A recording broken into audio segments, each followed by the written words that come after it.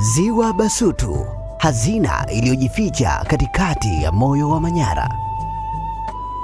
Katikati ya uzuri wa mkoa wa Manyara kuna hazina ya asili ambayo wengi bado hawajaigundua.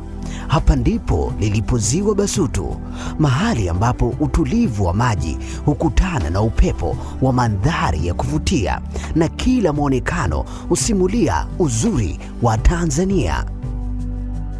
Ziwa Basutu si eneo la kupendeza tu kwa macho, ni sehemu inayotoa nafasi ya kupumzika, kutafakari na kuungana kwa ukaribu na mazingira ya asili.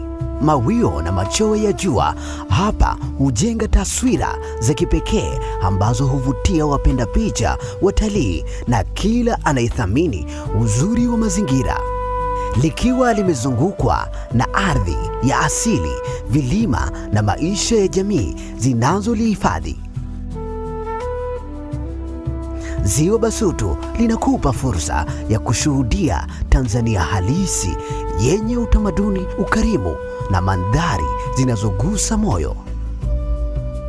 Kila safari kuelekea hapa ni mwaliko wa kugundua kitu kipya, ni nafasi ya kuondoka kwenye pilika za kila siku na kujipa muda wa kufurahia utulivu ambao asili pekee inaweza kuutoa.